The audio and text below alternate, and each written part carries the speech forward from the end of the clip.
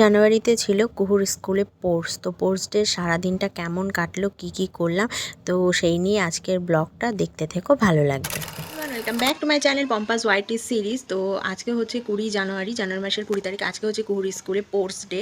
তো যাবো, তো দেখো রেডি হয়ে গেছি। এদিকে সকাল সকাল উঠে সব করে খাওয়া দাওয়া করে নিয়ে আমি রেডি হয়ে গেছি, আর কুহুকেও রেডি করিয়ে নিয়েছি, কারণ এখন বাজে হচ্ছে 10:30। যেতে বলেছিল 10টায়, তো আধা ঘন্টা অলরেডি লেট হয়ে গেছি, কিন্তু যাবো। তো চলো, তোমাদের সাথে দেখা হচ্ছে, আর পুরো ব্লগটা সঙ্গে থেকেও ভালো লাগবে। তো চলো আজকে যাই। পোস্ট ডে মেয়ে কেমন খেলে সব বিষয় তোমাদের সাথে শেয়ার করব, সব কিছু দেখাবো তোমাদের। তো চলো।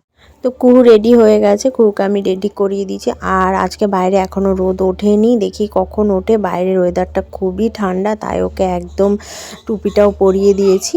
আর এই হচ্ছে চেস্ট নাম্বার 46। আর নিচে একটা নিমন্ত্রণপত্রও দিয়েছে, মানে গার্জিয়ানদের। এখানে ওর স্কুলের তরফ থেকে আমাদের পোর্সে নিমন্ত্রণ জানানো হয়েছে। তারপর দেখো তাড়াহুড়া করে স্কুলে চলে এসেছি, অনেকটাই লেট হয়ে গেছে। এসে দেখি কেবল প্যারোড শুরু হয়ে যাচ্ছে, তো দৌড়ে গিয়ে কুহুকে লাইনে দাঁড় করিয়ে দিয়ে এসেছি। তো এদিকে দেখো প্যারেড শুরু হয়ে গেছে। ওই যে দেখতে পাচ্ছ লাইনের শেষে পিঙ্ক কালারের টুপি মাথায় দিয়ে কুহু দাঁড়িয়ে আছে, ছোট্ট একটা মানুষ। হ্যাঁ, এখন ওদের লাইনের প্যারোডটা শুরু হয়েছে।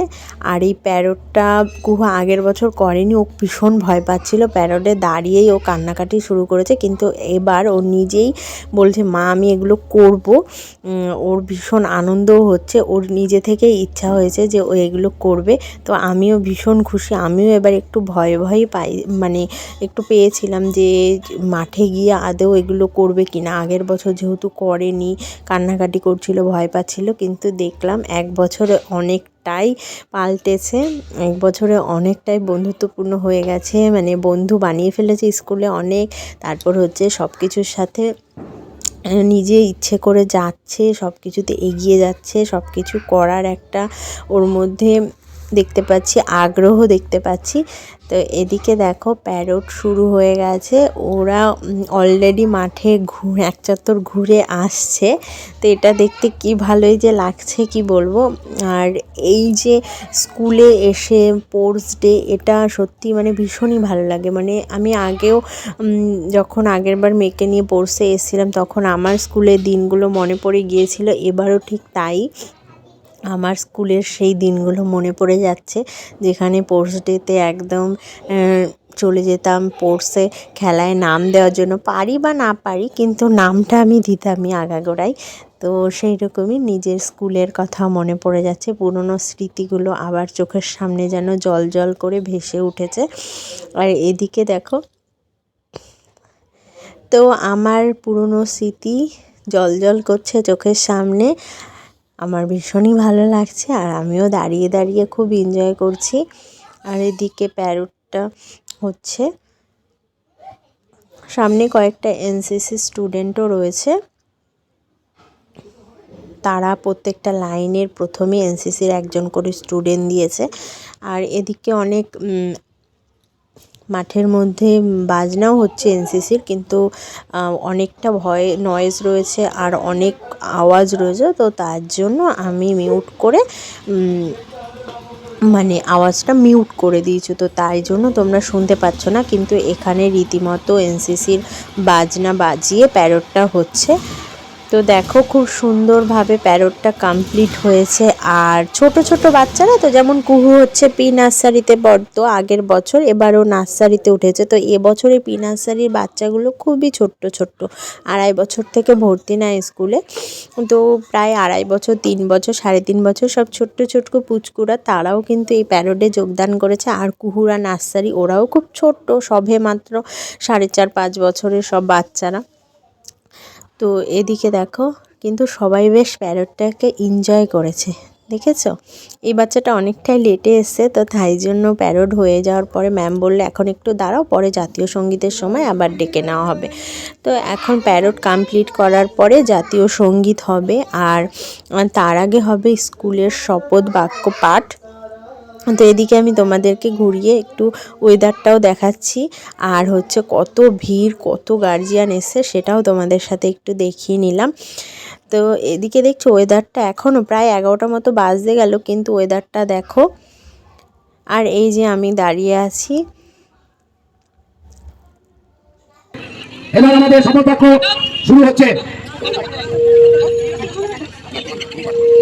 আমরা পূর্বাচল মডেল কেজির ছাত্রছাত্রীগণ এই বলিয়া শপথ করিতেছি যে আমরা খেলার মাঠে যাবতীয় নিয়ম শৃঙ্খলা মানিয়া চলিব, খেলোয়াড় সুলভ মনোভাব লইয়া খেলায় অংশগ্রহণ করিব, বিচারকের সিদ্ধান্ত চূড়ান্ত বলিয়া মানিয়া লইব, বিদ্যালয়ের সুনাম ও মর্যাদা অক্ষুণ্ণ রাখিব। উদ্বাট্য পাক, জাতীয় সঙ্গীত গাওয়া সব হয়ে গেছে, এখন কোর্সও শুরু হয়ে গেছে। এদিকে দেখো ছোট ছোট যারা দৌড়াচ্ছে দেখেছো, এরা হচ্ছে প্রি নার্সারি ছিল, এবার হচ্ছে কুহুদের নার্সারির দৌড়াচ্ছে। তো কুহুকেও লাইনে দাঁড় করিয়ে নিয়েছি। এই যে কুহু 46 ওর চেস্ট নাম্বার, তো ও দেখলাম এবার লাইনেও দাঁড়িয়েছে, দৌড়ানোর জন্য রেডি।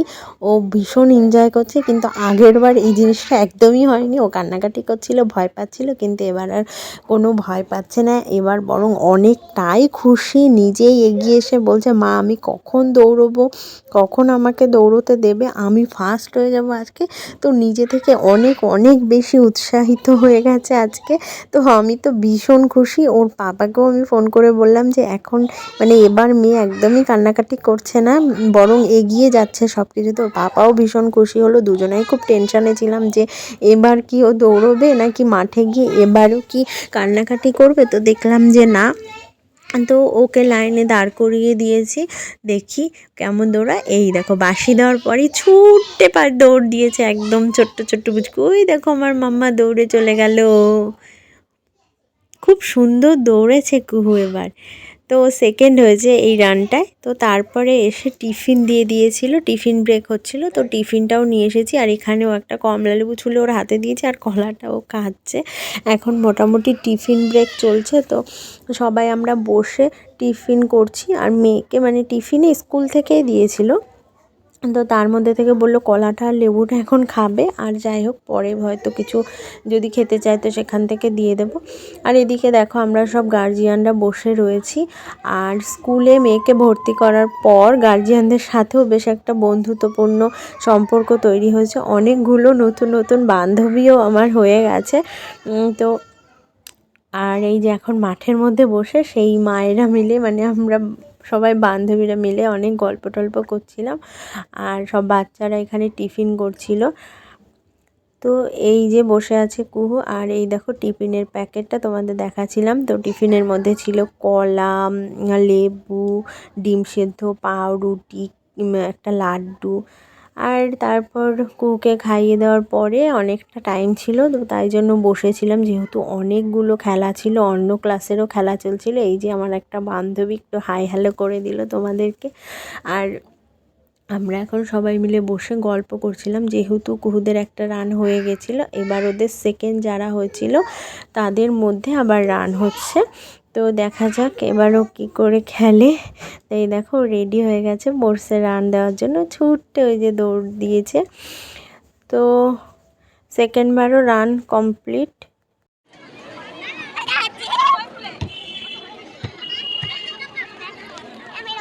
না না পড়ে যাবো, ওর উপরে পড়ে যাবো।